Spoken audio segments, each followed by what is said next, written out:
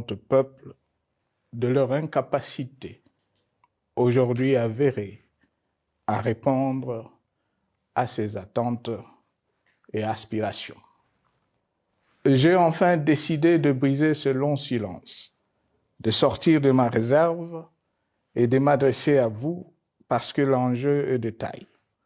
Il est même existentiel. Non pas pour ma famille politique ou biologique, moins encore pour ma modeste personne, mais plutôt pour la nation congolaise et pour l'avenir de notre cher et beau pays. J'ai décidé de briser le silence parce qu'au vu de la situation que traverse notre pays, continuer à me taire m'aurait rendu pour non-assistance à plus de 100 millions de compatriotes en danger.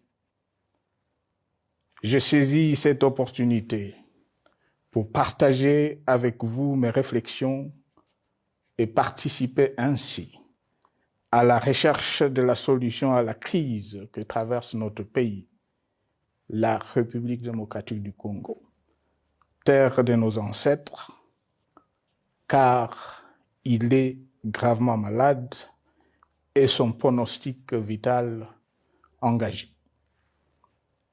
Mieux que quiconque, vous en êtes conscient, car vous en faites quotidiennement les frais dans votre chair et vous en payez le prix. Mes chers compatriotes, vu l'importance stratégique de notre pays et le rôle qu'il est appelé à jouer, j'avais, de l'avènement au pouvoir du chef de l'État actuel, conclu avec lui un accord donnant naissance à la coalition entre nos forces politiques respectives.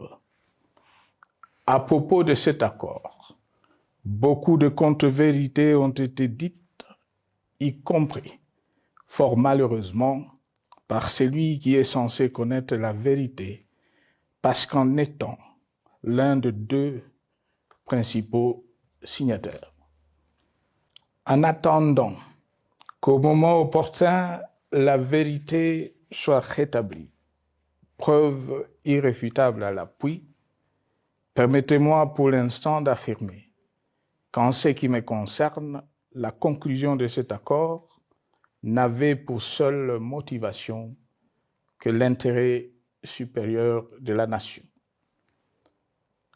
Par cet accord de mutualisation de forces, j'entendais en effet permettre à mon successeur d'exercer dans la direction des affaires de l'État plus de pouvoir effectif que ce que la faible représentation de sa famille politique au sein de la nouvelle Assemblée nationale était en droit de lui conférer.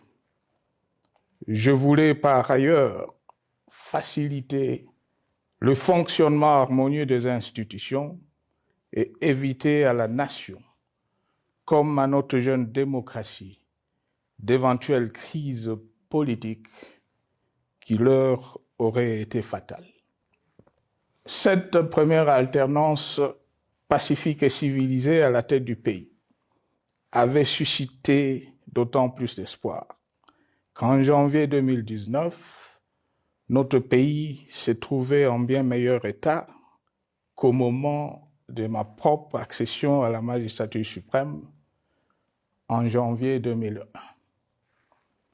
Alors que j'avais trouvé un pays au bord de l'implosion, miné par une longue dictature et des guerres, sans institutions républicaines, économiquement en faillite et socialement déchiré. Bref, un pays dont l'incertitude de lendemain menaçait la stabilité de toute la région. Le 24 janvier 2019, j'avais en effet légué un bien meilleur héritage à mon successeur, à savoir un pays réunifié, largement pacifié et dont les limites territoriales correspondaient exactement à celles qu'elles étaient au 30 juin 1960.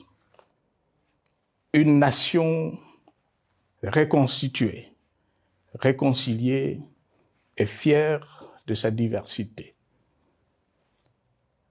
Un État doté d'une